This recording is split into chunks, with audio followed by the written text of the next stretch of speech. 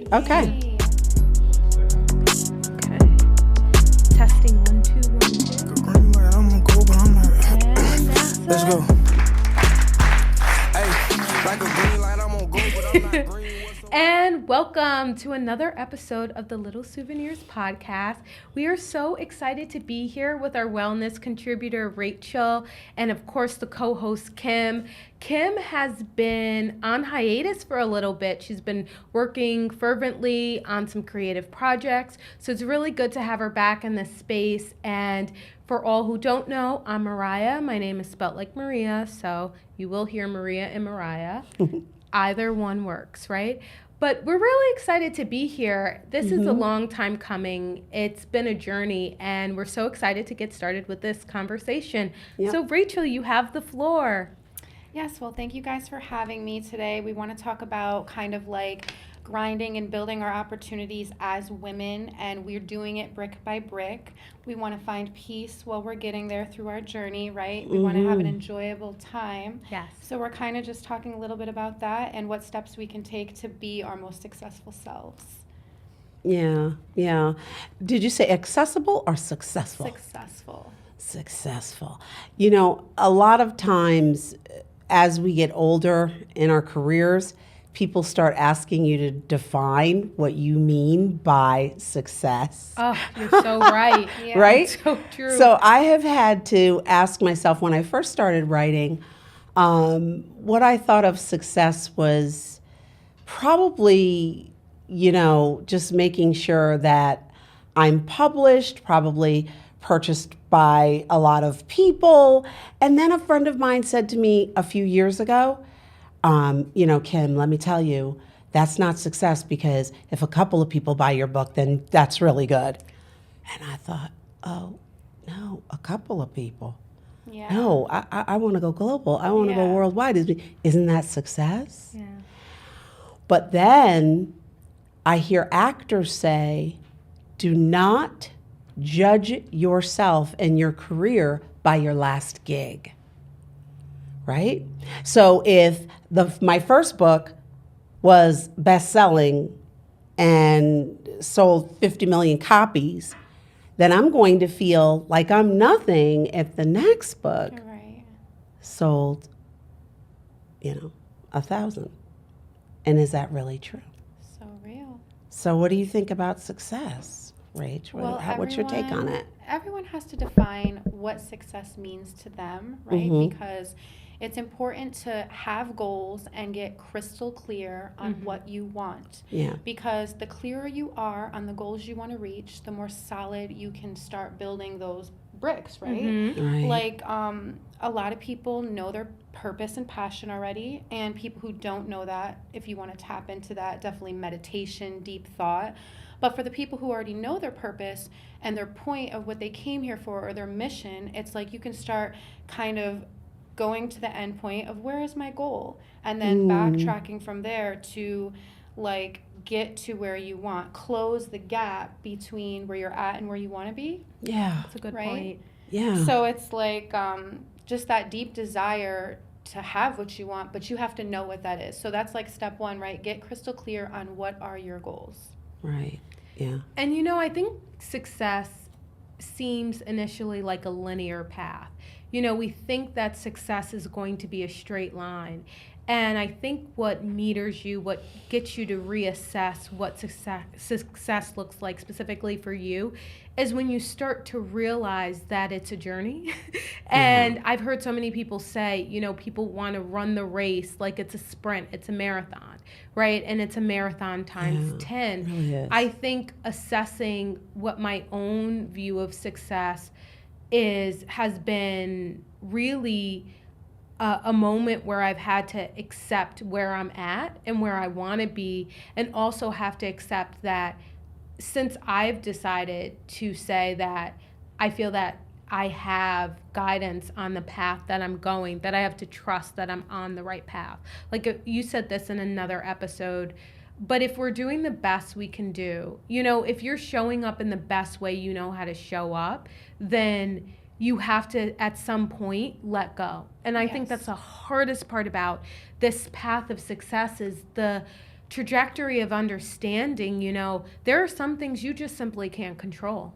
And there are some things that are just simply not for you in that moment. Yes. And the desire to get there is right, but the moment has to meet the timing. And I'm learning that. And it's step by step and day by day, honestly. Yeah. That and like you said, Rachel, knowing what you really want. Like that was hard for me, I think. Lost my glasses. That's part of the reason why I never wear my glasses on my head, because they always fall off because my head's big.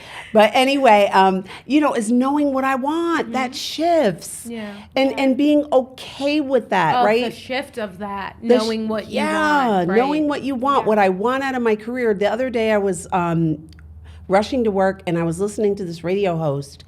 And she is a singer, she's a musician, but she got this gig being a radio host, and she never thought that she'd be really good at it. Wow. And she's really good at it. Like sometimes I'm amazed at how in between songs, she'll just come up with something pertinent, something interesting. And I'm thinking, wow, does she write that stuff beforehand or does it just come to her? Yeah. But right? But anyway, she's starting to feel like, she said, I know it seems like I've had a really great year musically in my career. She said, but I'm still not where I want to be. And she said, and I'm grappling with that. And I thought, me too. And that has been so hard for me because I thought all year I was doing such a great job on my book, y'all. I thought, oh my gosh, I'm really going to get there. By the end of the year, I'll probably be submitting it. No, I thought by September-ish. Yeah. No. Yeah, it's been a long process, but you'll get there. I feel You like will. you're making good progress. Yeah, that and well, like I said, then going back to what do you want? What is success? Because so many people, I don't know if you guys know this in the book industry, but so many people are having to decide to self-publish. For me and for, I think, new writers, that was always death. That was certain death to self-publish. It meant nobody wanted you. None of the big publishers wanted you. Then I met with Philip Pullman, when I was in grad school. And for those of you that don't know, Philip Pullman is a famous writer and children's book author, YA writer, British. The Golden Compass with Nicole Kidman, okay? The Dark Materials, okay? I established For all it. the writing community. People. Right, that's Philip Pullman. And he said his advice to us new writers was self-publish. Oh, wow, I'm surprised by that. Right. Me too. This is one of the most prolific writers I know I've ever met. So super successful. The Golden Compass we're talking about here. And he said self-publish because the publishing industry isn't what it used to be. And we were all, I could see the room of 15 of us, we were all like, what did he just say? And it's like you trust because that's somebody who's reached the pinnacle of their journey doing what you want to do. Right. So you trust and you release, right? Right. But is that success, Rachel? Well, if I have to decide to self-publish. So happiness is key, right? Happiness is rule number one. Like above all, health, good health and happiness. And it's like you might have beliefs around the fact that if I self-publish, like I ain't shit, like, because I'm this type of author. Because you're like old school and you're thinking about the industry, the book industry, how writing works. When you submit something, like if nobody wants it, then they have to self-publish. That's your limiting belief on it. But the reality is, like, just because it's a self-publish, it could be the most fire shit ever. Like think about how many artists are unsigned. Yeah, that's so true. And they're like some of the best. Yeah. Are they still not artists because they're not signed? Right. That's right, and right? Everybody starts somewhere, like making progress in whichever ways you can. Like you want to enjoy putting in the work. And that's when you know, I have my passion, I have my purpose. Because if you enjoy doing it, right, you know you're in the right place. And when you stop enjoying it, I think that's the assessment too. When I'm stopping the joy of it, then I know I need to step back, take a break, or pivot. Because if I'm doing something that no longer makes me happy, I heard someone say once, you know, a job isn't supposed to make you happy, it's work, right? And some people have that philosophy. Well, that's terrible. I mean, I it know. works for some people, right? And that's their philosophy on life. It is a job, it has a function, it helps me provide for myself, and then my happiness is my responsibility. And I've always seen the integration of both. You know, like the joy of, I like what I do. I'm doing something that I feel has impact, has meaning, and I'm also happy in it. You know, I want to show up as my full self. But I think in terms of writing, it reminds me of the filmmaking community, because if you don't know, my aunt's a writer, I'm a filmmaker, and one thing that I've had to accept is that things have evolution, right? You know, from a technical perspective, cameras, equipment's always evolving. So I think being a filmmaker forces you to always be in a period of change, because everything you work with has different layers, different levels, different steps, and then new technology comes out. So you're always like pivoting to fit the moment, fit the need. But in terms of writing, you know, just like you evolve, the industry is making space for other voices. And that's a transition that you're seeing also, in my opinion. And it's the same thing that happened in the film world. You know, there were traditional ways about going about things because it fit a very secure mold. But now that the mold is expanding, it means that the industry is shifting. And I think to think of yourself holistically in terms of what you have to offer is, there's nobody that can do what you can do. Period, point blank. There's no one who can show up like you can show up. Whether you self-publish, whether you have a publisher, there's no one that can bring that little touch to your book like you can. And it's evolving to make space for voices. Self-publishing came about because the industry was so narrow, and who got to get their work out there. So they had to find other venues. So I think, like, I understand wanting a big name, and this is me coming from, you know, having a film experience that has had some level of notoriety, and then having a film experience that I'm working on something now that's in the shadows, right? No one knows about it right now. I'm just excited about it. That's a beautiful thing, though, right? To have It like is your beautiful. little project.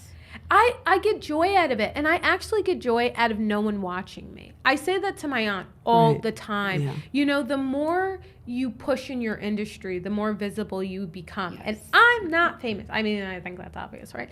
But I've just found, in the little bit I've experienced with the work that I'm doing, the expectation can take the joy out. Because I found it so interesting when I was doing stuff for filmmaking things. People always asked me what was next. Almost always. That is and true. I always felt I needed to have an answer. And I have a trail of projects that are undone because I felt I needed to have an answer.